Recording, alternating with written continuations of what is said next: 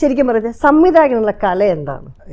എനിക്ക് തോന്നുന്നു ഒരു വിഷൻ ഉണ്ടാകുക എന്നുള്ളതാണ്. ഈ പറയുന്നത് നമ്മളൊരു സ്ക്രിപ്റ്റ് കൈ കിട്ടുമ്പോൾ എല്ലാവർക്കും അതിനെ ചിന്തിക്കാം. അപ്പം ഞാൻ ഇപ്പം സ്ക്രിപ്റ്റ് വായിക്കുമ്പോൾ ബിനു ചിന്തിക്കുന്നതായിരിക്കും, ഷാഹിച്ചേട്ടൻ ചിന്തിക്കുന്നതായിരിക്കും, രഞ്ജിത്തേട്ടൻ ചിന്തിക്കുന്നതായിരിക്കും, സുല്ലി ചിന്തിക്കുന്നതായിരിക്കും.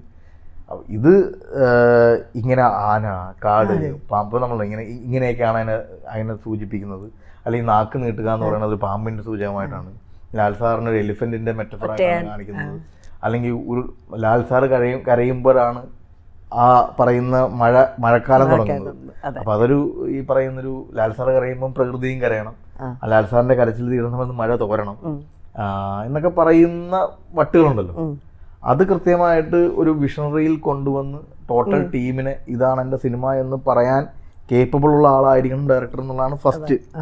അത് ഞാനിങ്ങനെ പറയാറേയുണ്ട്. ഞാനിങ്ങനെ വാദോരാതെ എൻ്റെ ടീമിനോടും എല്ലാവരോടും ഒരു മീറ്റിംഗ് ഒക്കെ കൂടി ടോട്ടൽ ടീമിനോട് ഞാനിങ്ങനെ പറഞ്ഞുകൊണ്ടേയിരിക്കും, ഇതാണ് സിനിമ, ഇതിനപ്പുറത്തേക്ക് നമ്മളൊരു ഒന്നും ചിന്തിക്കുക. കാരണം അതിനുള്ള സ്വാതന്ത്ര്യം എനിക്കുണ്ട്. കാരണം കഴിഞ്ഞ 2 സിനിമകളും വർക്കൗട്ട് ആക്കിയിട്ട് വന്നെടുത്തൻ, അല്ലെങ്കിൽ ഈ പറയുന്ന നാഷണൽ ലെവലിൽ റെക്കഗ്നേഷൻ കിട്ടിയെടുത്താൻ. അപ്പൊ അവൻ മണ്ടത്തരങ്ങൾ പറയില്ല എന്ന് എന്റെ കൂടെയുള്ള ഒരുപാട് സീനിയേഴ്സ് ഉള്ള സിനിമയാണ്. ഷാഹിച്ചേട്ടനാണെങ്കിലും ഗോകുലേട്ടനാണെങ്കിലും ജെയ്ക്സ് ആണെങ്കിലും ഒക്കെ സീനിയേഴ്സാണ് എന്നേക്കാളും. അപ്പം അവൻ അങ്ങനെ വെറുതെ പറയില്ല എന്ന് പറയുന്ന ഒരു വിശ്വാസം അവർക്ക്, ഈവൻ പ്രൊഡ്യൂസർക്ക് പോലും.